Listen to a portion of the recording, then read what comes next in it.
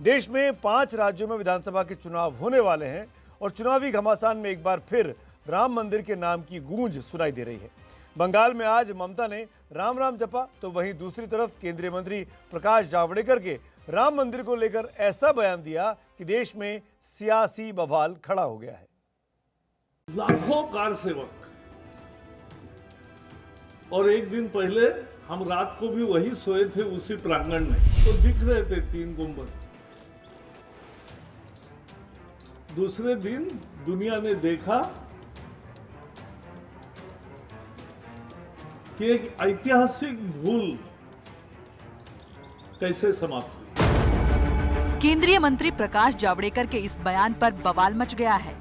जावड़ेकर बात तो राम मंदिर की कर रहे थे, लेकिन बोलते बोलते मामला बाबरी विध्वंस तक पहुंच गया है। वो राम मंदिर पे आक्रमण होकर वहां एक ढांचा विवादित बनाया गया।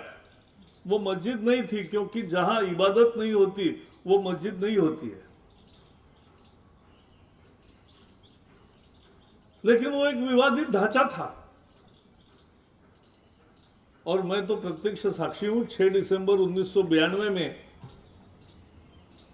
मैं युवा मोर्चा का काम करता था, तो हम अयोध्या में उपस्थित थे कार सेवक करके। मैं मंच पर था। लाखों कार सेवक और एक दिन पहले हम रात को भी वही सोए थे उसी प्रांगण में, तो दिख रहे थे 3 गुंबद।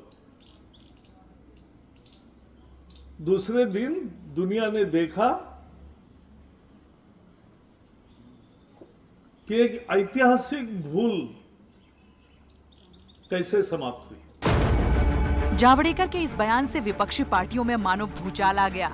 कांग्रेस नेता राशिद अल्वी ने तो जावड़ेकर के इस बयान को कानून का अपमान बताते हुए माफी की मांग की है। कांग्रेस नेता उदित राज और आरजेडी ने भी जावड़ेकर को नसीहत दी है। बाबरी मस्जिद के डेमोलेशन पर देश का सेकुलर संविधान हमेशा शर्मिंदा रहेगा और भारत माता मादरे वतन की आंखों में हमेशा आंसू रहेंगे।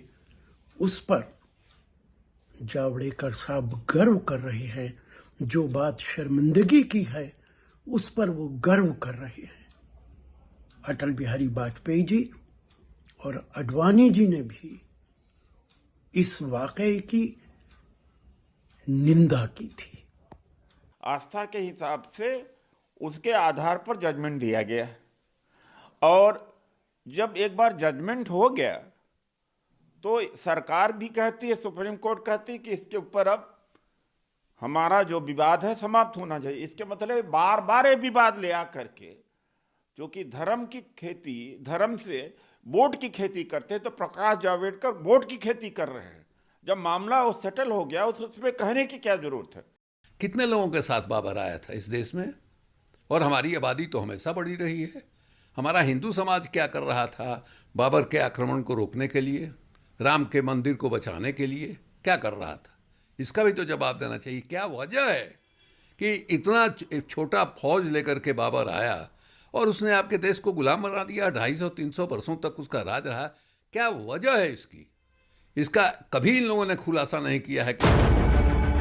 एआईएम के मुखिया असदुद्दीन ओवैसी ने बिना नाम लिए ट्वीट किया, सुप्रीम कोर्ट ने कहा था कि मंदिर को तोड़ने के कोई सबूत नहीं मिले हैं। सुप्रीम कोर्ट ने यह भी कहा था कि मस्जिद को तोड़ना कानून का उल्लंघन था। सीबीआई कोर्ट कहती है कि बाबरी मस्जिद ढहाने में साजिश के कोई साक्ष्य नहीं मिले हैं।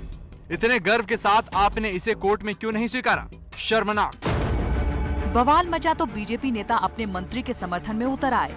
बीजेपी नेता गुरु प्रकाश का कहना है कि राम मंदिर शुरू से ही आस्था का प्रतीक रहा है और प्रकाश जावड़ेकर जो कह रहे हैं वो बिल्कुल ठीक है।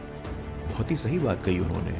हम लोगों के यहाँ जो हमारे राष्ट्र की अवधारणा है वो संस्कृति में रखी गई है, और राम मंदिर सिर्फ एक मंदिर नहीं है, ये सामाजिक समानता का, सामाजिक समरसता का एक स्मारक है।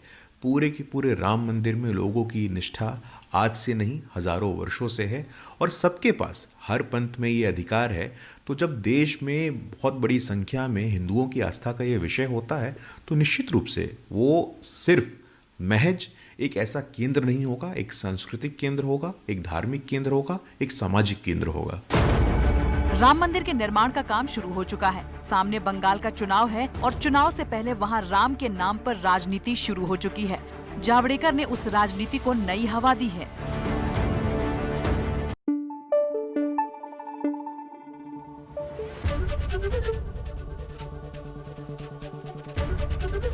एबीपी न्यूज आपको रखे आगे।